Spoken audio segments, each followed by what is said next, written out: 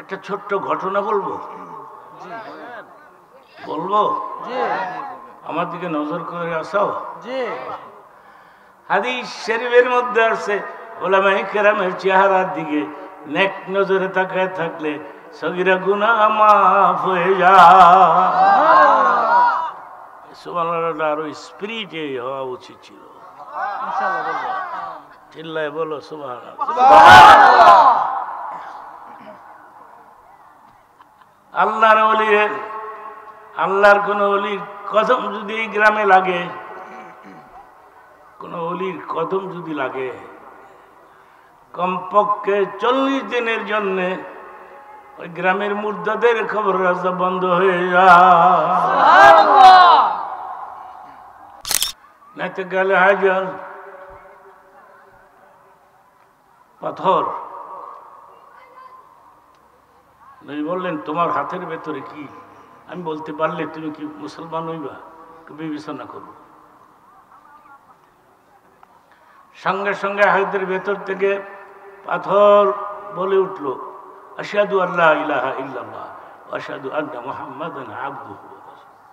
সুবহানাল্লাহ।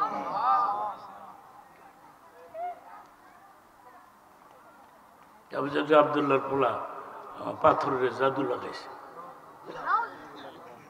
বড় জাদুকর। আল্লাহ তার কপালে ইসলাম লেখে নাই। খাতামাল্লাহু আলা কুলুবিহিম ওয়া আলা আবসারিহিম ওয়া আলা আবসারিহিম গিশাওয়া।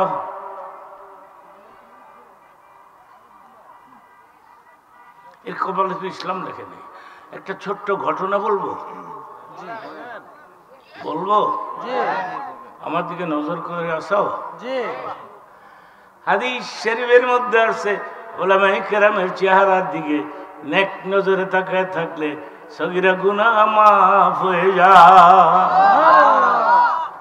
সুবহানাল্লাহ, আরো স্পিরিটে হওয়া উচিত ছিল। চিল্লায় বলো সুবহানাল্লাহ।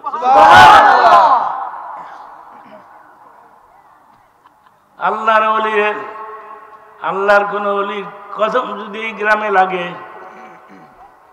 কোন ওলির কদম যদি লাগে, কমপক্ষে 40 দিনের জন্য ওই গ্রামের মুর্দাদের খবর রাস্তা বন্ধ হয়ে যায়। ওলামাদেরকে রেসপেক্ট করবা, সম্মান করবা। আমাদের ঢাকাতে আমাদেরকে কাঠমোল্লা কয়, আমার বলে কাঠ দিয়ে বানাইছে, কথা কয় না, খেয়ে কাঠ দিয়ে বানাইছে।